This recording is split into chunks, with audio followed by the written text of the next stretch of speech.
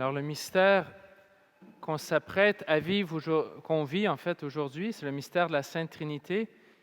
Cette fête-là, on vient de sortir d'un grand temps de fête. On a eu le Carême, on a eu Pâques où on fête la mort-résurrection de Jésus. Ensuite, on a continué de prier, on a écouté les actes des apôtres. On a vécu le mystère de l'Ascension où Jésus remonte vers le Père. Et en remontant, il dit, je m'en vais, il faut que je m'en aille parce qu'il faut que je vous envoie l'Esprit Saint. Pour vous envoyer l'Esprit Saint, je ne vous laisserai pas orphelin.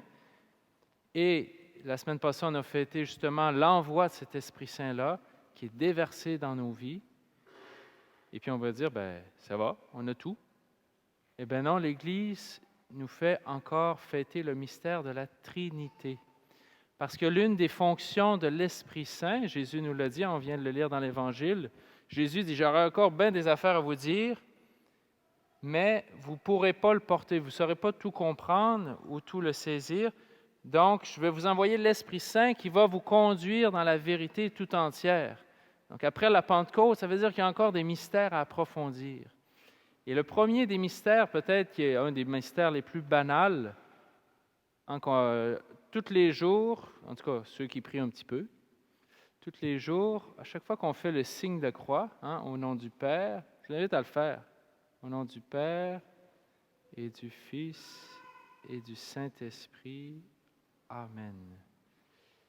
Chaque fois qu'on fait le signe de croix, on devrait pénétrer un petit peu plus le mystère de la Sainte Trinité. C'est le mystère dans lequel on est baptisé. Ce n'est pas périphérique comme mystère.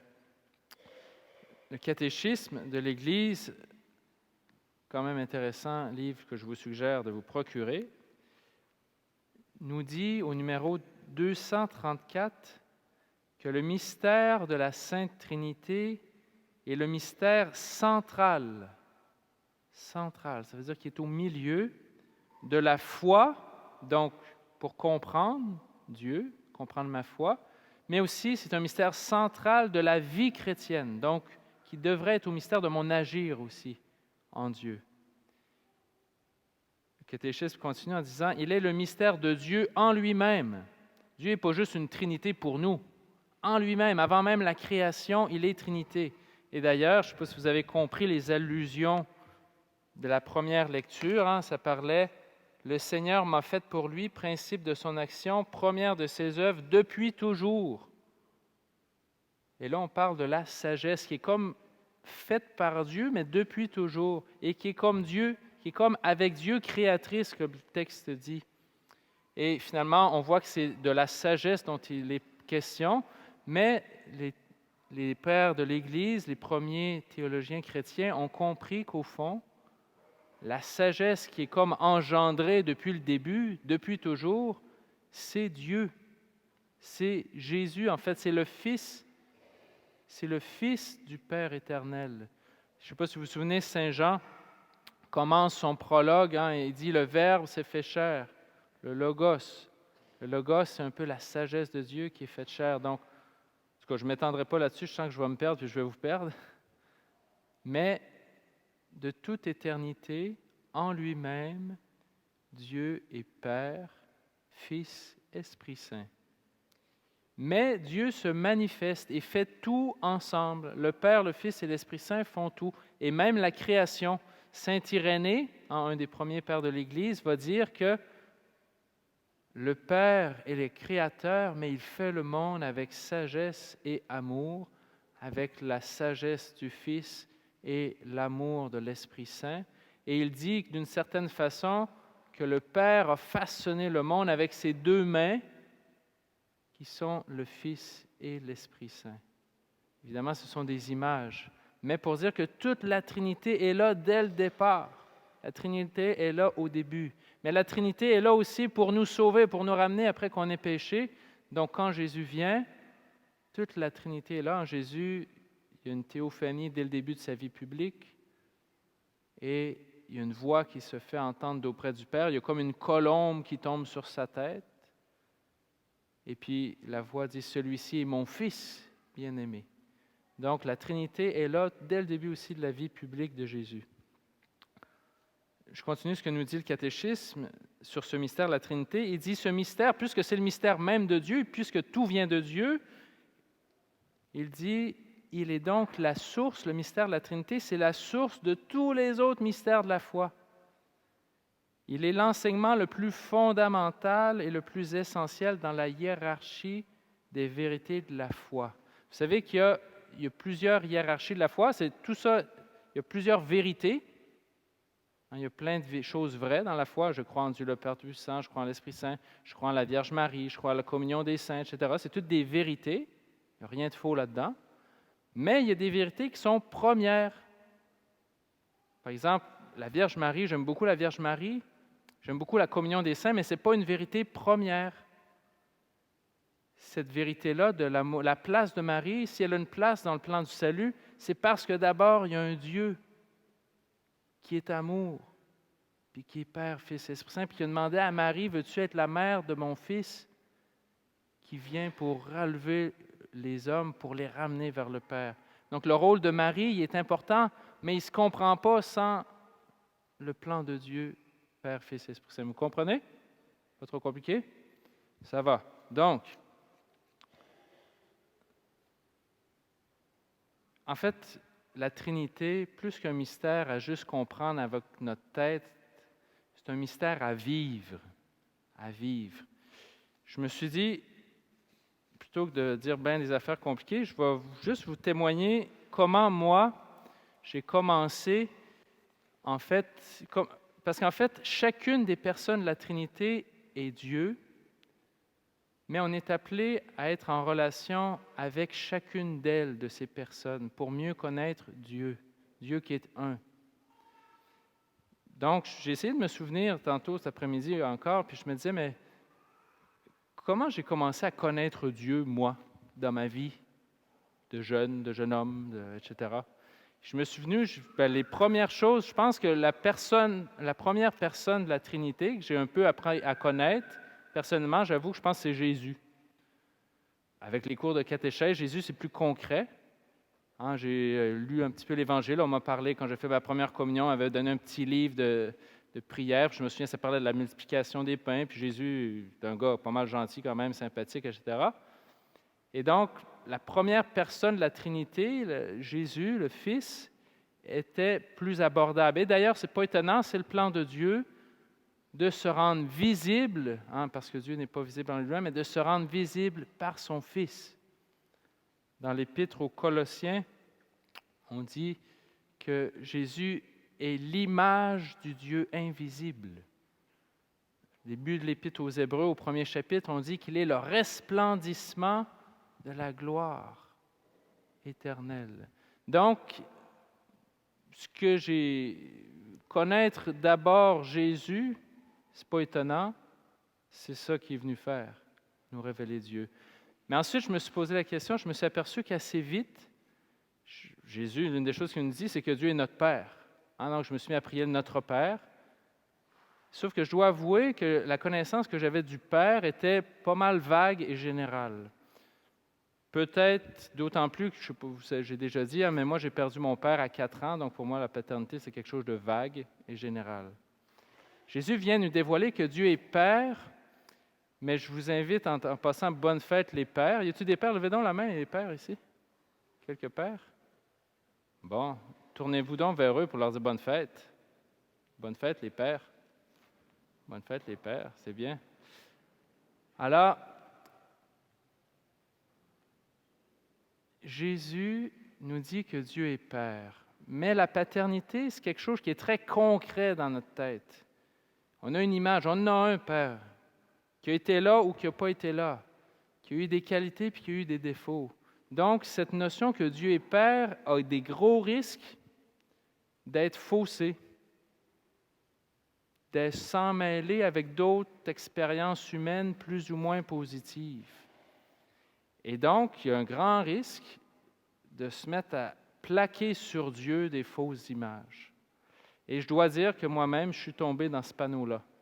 Donc, après avoir appris à connaître, aimer Jésus, etc., tout a bien commencé, je connais un peu le Père, mais je suis tombé assez vite dans une image de Père un peu exigeant, jugeant, un peu pas simple à gérer.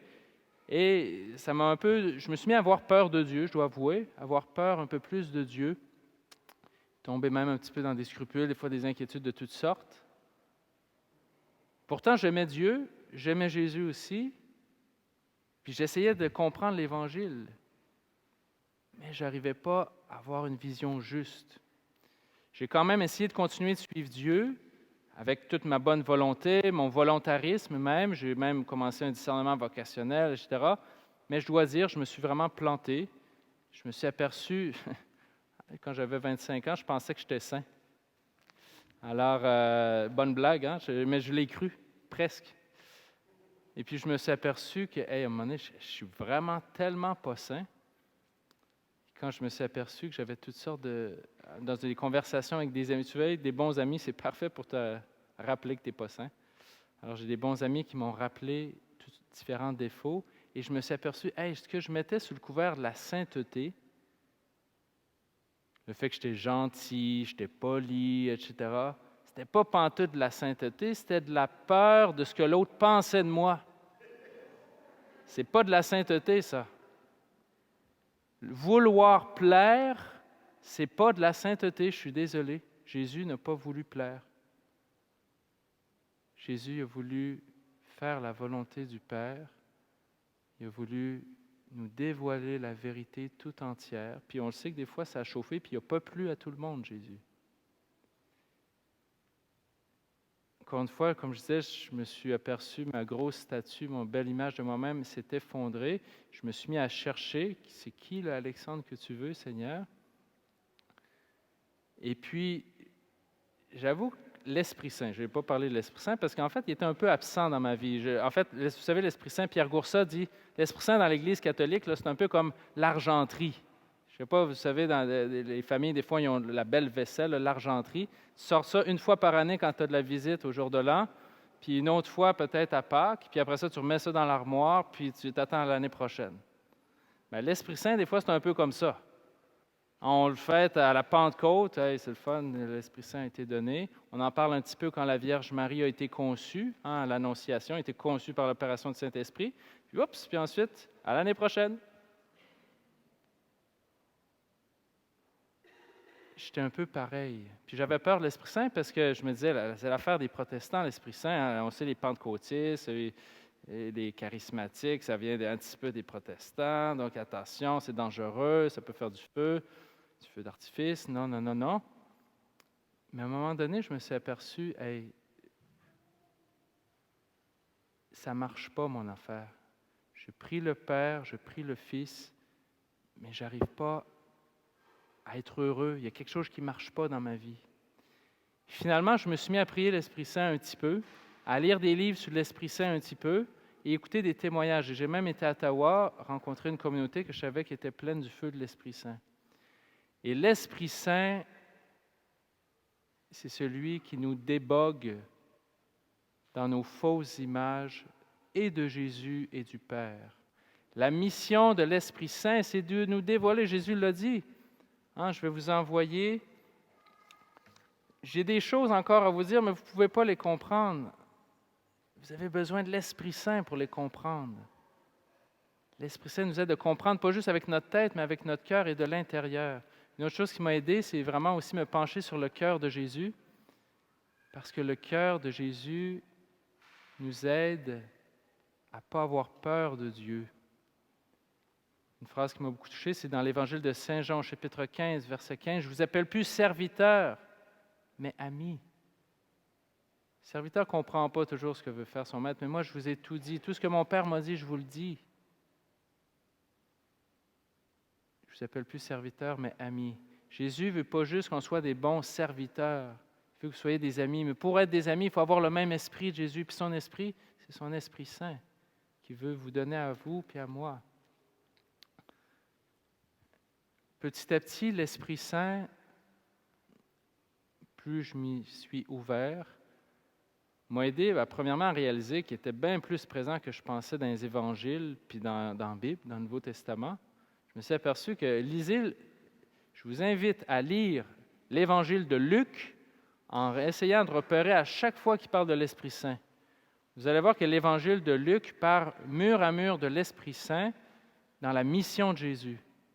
Jésus, vous vous souvenez, il va à Nazareth puis il dit « L'Esprit Saint, l'Esprit du Seigneur est sur moi, il m'a consacré par l'onction, m'a envoyé porter la bonne nouvelle aux pauvres. » Jésus, en fait, dans Saint Luc, il est dévoilé comme le plein d'Esprit Saint qui déborde. Et ensuite, vous savez que Luc, c'est le tome 1 d'un livre plus complet, et le tome 2 de Luc, c'est les Actes des Apôtres. Et allez lire les Actes des Apôtres, c'est plein d'Esprit Saint aussi. C'est l'Esprit Saint dans le cœur des apôtres qui se mettent à comprendre que c'est vraiment vrai que Jésus est vivant, c'est vraiment vrai que Jésus était mort, mais c'est vraiment vrai que Jésus est ressuscité et qui nous ramène vers le Père. Et Saint Paul, plein d'Esprit Saint aussi, va dire cette phrase qu'on a entendue aujourd'hui, la preuve, l'espérance ne déçoit pas, puisque l'amour de Dieu a été répandu dans nos cœurs par l'Esprit Saint qui nous a été donné. Longtemps, je pensais que cette phrase-là, c'était une belle phrase théorique pour dire que, ben oui, j'ai de l'amour dans le cœur, puis voilà, ça doit venir de Dieu, de l'Esprit Saint. Non, c'est plus que ça. L'amour de Dieu a été répandu dans nos cœurs par l'Esprit Saint qui nous a été donné. Saint Paul dit dans l'Épître aux Romains, au chapitre 8, versets 14-15, « L'Esprit crie en moi, Abba, Père. » L'Esprit Saint se met à gémir en nous. Et je dois dire, je l'ai expérimenté. Je pensais que c'était une belle phrase sur du papier, mais non, c'est vrai. Il veut le faire. L'Esprit Saint de l'intérieur veut me redire, « Hey, t'es le fils, t'es la fille bien-aimée du Père.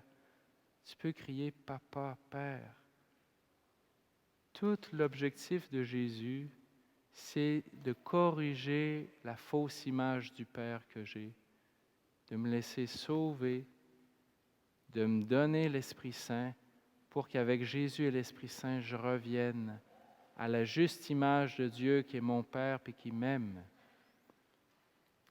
Chers amis, aujourd'hui, j'aimerais qu'on demande la grâce à Jésus, à Dieu, au Père, au Fils et à l'Esprit Saint de transformer notre expérience de Dieu, de nous aider à quitter nos peurs de Dieu, nos peurs du Père, teintées par nos paternités blessées, nos fausses images de Jésus, et qu'on lui demande, parce que la Trinité est un mystère qui vient régler deux problèmes majeurs de notre humanité.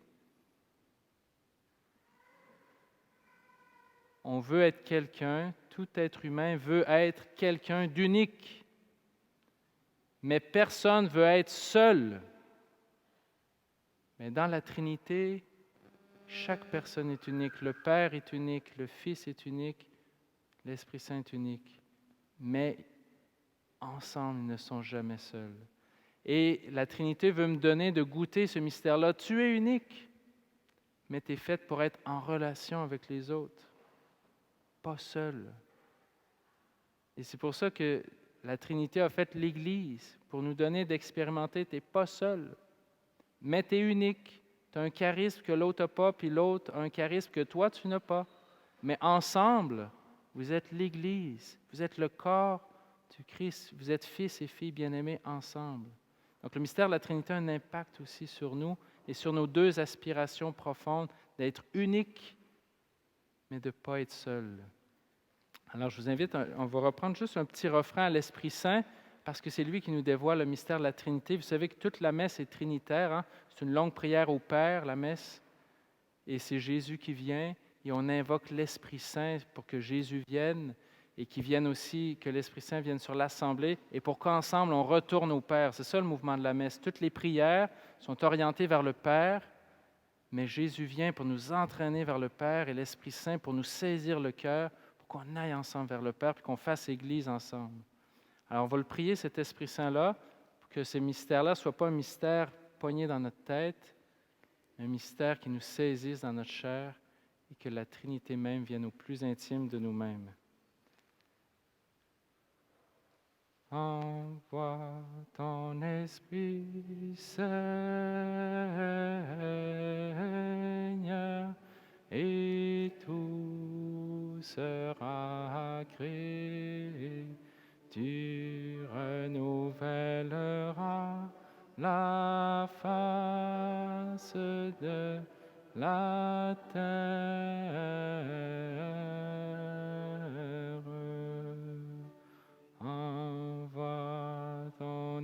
Esprit, Seigneur, et tout sera créé. Tu renouvelleras la face de la terre. Après reprendre une autre fois le refrain, ceux qui le veulent peuvent mettre la main sur leur voisin, puisque le mystère de la Trinité est un mystère de communion. Envoie ton esprit, Seigneur, et tout sera créé. Tu renouvelleras la face